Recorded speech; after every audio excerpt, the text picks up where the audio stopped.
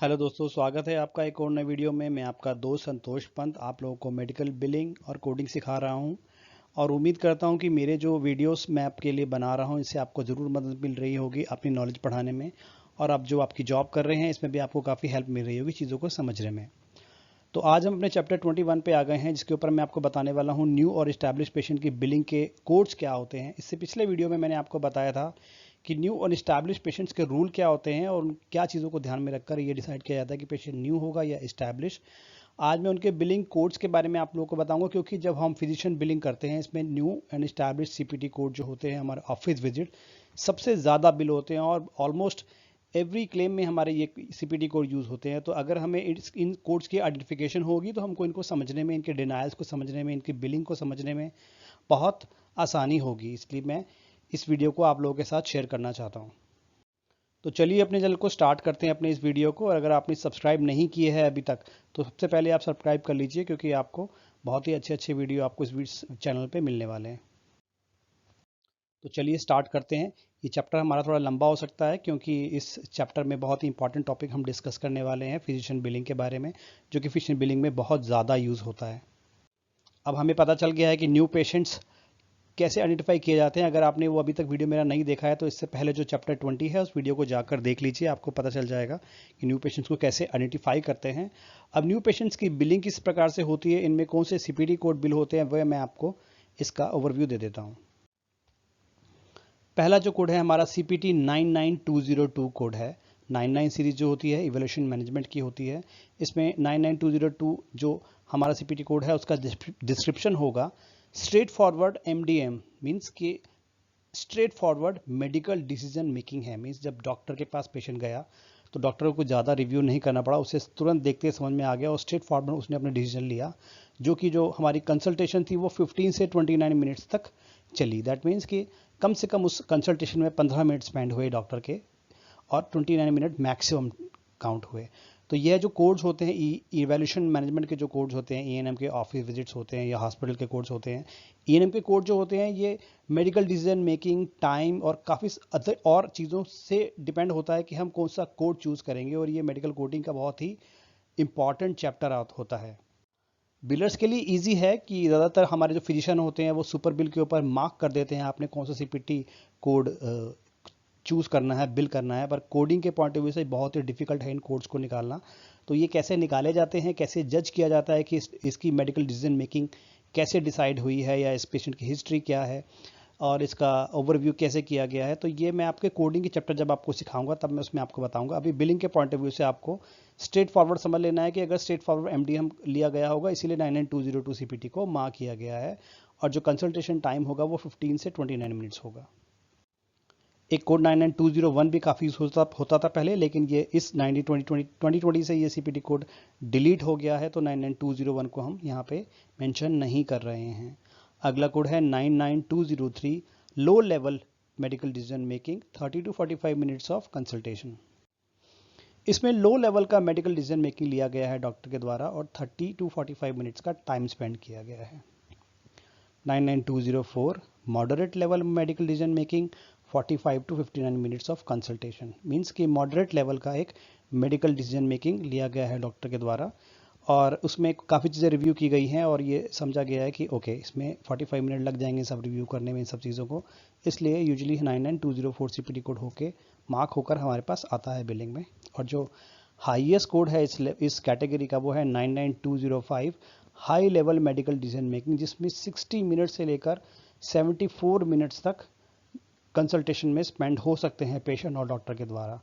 तो ये कब से हाई लेवल का CPT कोड हो रहा है और ये बहुत ही ध्यान से हमें बिलिंग करना होता है, क्योंकि कई बार insurance company high level MDM वाले कोड 99205 को बिल करने पे आपसे मेडिकल रिकॉर्ड मांग सकती है, यह प्रूव करवाने के लिए कि क्या सच में इतना टाइम स्पेंड हुआ है, इतनी high level medical decision making की गई है डॉक्टर द्वारा।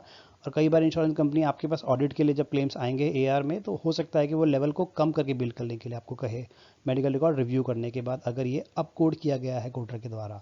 अप कोड मीन्स कि किसी कम लेवल का कोड होना था आपने ज़्यादा लेवल बिल कर दिया, और डाउन कोड मीन्स कि ज़्यादा होना चाहिए था आपने कम का कोड बिल कर दिया। तो हमारी जो बिलिंग कोडिंग है बिल्कुल एक्यूरेट होनी चाहिए, ना तो अप कोड होनी चाहिए ना डाउन कोड होनी चाहिए। तो ये हमारे न्यू पेशेंट्स के कोड होंगे 99202, 203, 204 एंड 205, जो कि बिलर्स को हमारे सुपर बिल पर मार्क होके आएंगे और कोडर्स को इन कोड को डिटरमाइन करना होगा मेडिकल रिकॉर्ड रिव्यू करने के बाद। बट ज़्यादातर अब मैं कह सकता हूँ कि मेडिकल बिलिंग में सुपर बिल्स में ये मार्क होकर आ जाते हैं इजीली। इसके बाद चलते हैं हम इस्टेब्लिश पेशेंट कोड्स की तरफ, जो कि सबसे पहला कोड है 99211। ये बहुत इंपॉर्टेंट कोड है क्योंकि यह इस कोड का डिस्क्रिप्शन थोड़ा डिफरेंट है। Minimal problems without needing any presence of physician. That means कि जब ये कोड बिल होता है तो डॉक्टर का इन्वॉल्वमेंट ना के बराबर होता है या नहीं होता है। जैसे कि पेशेंट ऑफिस में आया है, उसने कुछ प्रॉब्लम नहीं है, लेकिन वो अपने मेडिकेशन रिफिल के लिए आया है, ड्रग्स को लेने के लिए आया है, या कोई इंजेक्शन शॉट लेने के लिए आया है, या अपनी एक्सरे रिपोर्ट कलेक्ट करने के लिए आया है, किसी प्रकार की लैब रिपोर्ट हो सकती है उसको कलेक्ट करने के लिए आया है, जहाँ पे फिजिशियन के द्वारा फेस टू फेस देखना ज़रूरी नहीं है, उसे नर्स ने ट्रीट किया है या किसी ऑफिस स्टाफ ने उसको इंजेक्शन परफॉर्म किया है, सिंपल इंजेक्शन या कोई ड्रग रिफिल किया है, तो इस केस में 99211 बिल होता है। तो यूजुअली ये फिजिशियन के लिए बिल नहीं किया जाता है। अगर फिजिशियन इन्वॉल्व है तो आप दूसरे कोड्स बिल करेंगे, जो कि हो सकते हैं 99212 straight forward medical decision making. इसमें 10 से लेकर 19 मिनट डॉक्टर ने स्पेंड किए होने चाहिए, आप ये बिल कर सकते हैं। ओके, हमारे इस्टेब्लिश बिलिंग का अगला कोड है 99213। बहुत ज़्यादा बिल होता है, बहुत कॉमन है। Low level medical decision making 20 to 29 minutes of consultation होती है इसके अंदर। ये कोड बहुत ज़्यादा बिल होता है क्योंकि इसमें लो लेवल मेडिकल मेकिंग है और 20 मिनट्स तक ही यूजुअली इनकाउंटर्स होते हैं डॉक्टर और पेशेंट्स के बीच में। 99214 moderate level medical decision making होती है, इसके अंदर 30 to 39 मिनट्स का कंसल्टेशन होता है। ये ज़्यादा जाएगा तो कोड चेंज हो जाएगा, यूजुअली 30 मिनट से लेकर 39 मिनट्स के एनकाउंटर्स के लिए 99214 बिल होता है। ये भी बहुत ज़्यादा बिल होता है हमारे मेडिकल बिलिंग में। 99215 अगेन ये high level medical decision making code है, जिसमें 40 से लेकर 54 मिनट तक स्पेंड होने चाहिए फेस टू फेस एनकाउंटर के अंदर। और यह कोड भी अगर आप बहुत ध्यान से बिल करना होता है, अगर आप अपकोड कर देंगे तो आपका मेडिकल डॉक्यूमेंटेशन रिक्वेस्ट आ सकता है इंश्योरेंस कंपनी की तरफ से, इसलिए बहुत ध्यान से हमको ये कोड बिल करना है। और अगर कोडिंग में हमारे पास कोडिंग का हम काम कर रहे हैं तो बहुत ध्यान से हमको इसकी मेडिकल डिसीजन मेकिंग रिव्यू कर रही है, टाइम वगैरह देखना है।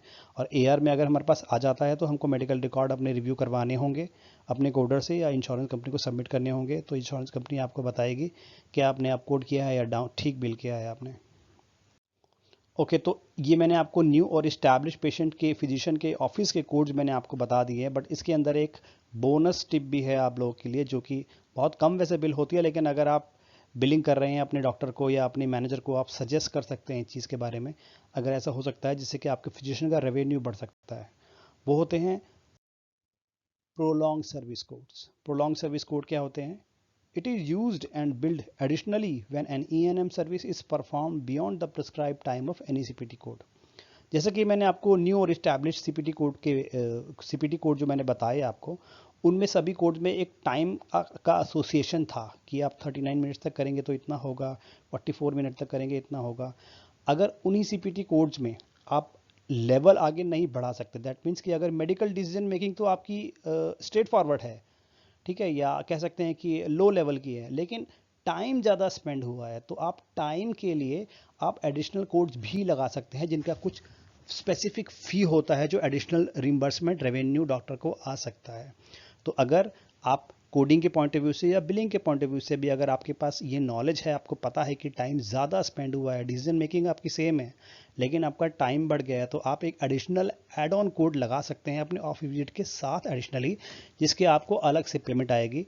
बट ये बहुत ही नेसेसरी है कि आपके पास मेडिकल रिकॉर्ड रिव्यू का रिक्वेस्ट आ सकता है इंश्योरेंस कंपनी के पास, अगर आपका डॉक्यूमेंट ये प्रूव करता है कि एक्स्ट्रा टाइम यूज़ हुआ है, स्पेंड हुआ है, तो आप ये कोड डेफिनेटली बिल कर सकते हैं।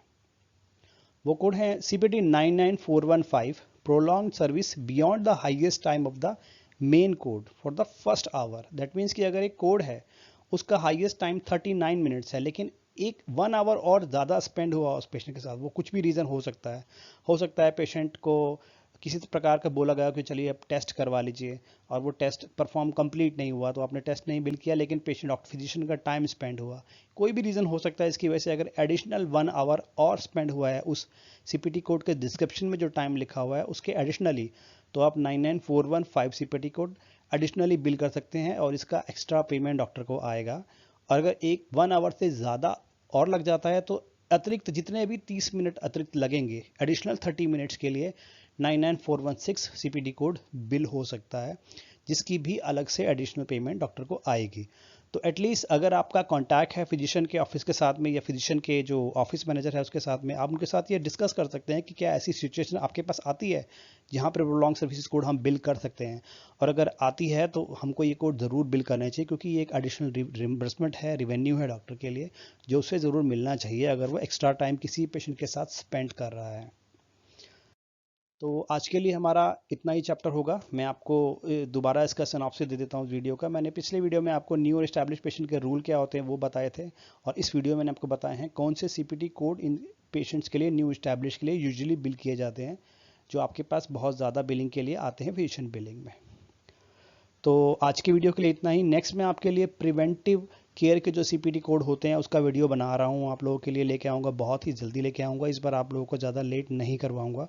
उसके अंदर मैं आपको बताऊँगा प्रिवेंटिव बिलिंग क्या होती है, इनके CPT कोड क्या होते हैं, और जो आपके पास डिनाइल्स आते हैं, मैं ये मानता हूँ कि AR में प्रिवेंटिव कोड्स के डिनाइल बहुत ज़्यादा आते हैं, तो इन कोड्स को आप कैसे डिनाइल्स को सॉल्व कर सकते हैं, इनकी बिलिंग को समझकर ही, इनकी कोडिंग को समझकर आप कैसे डिनाइल को सॉल्व कर सकते हैं, ये मैं आपको आने वाले वीडियो में ज़रूर बताऊंगा।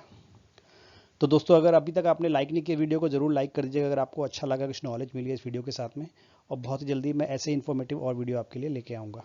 थैंक यू सो मच दोस्तों, मिलते हैं बहुत ही जल्दी।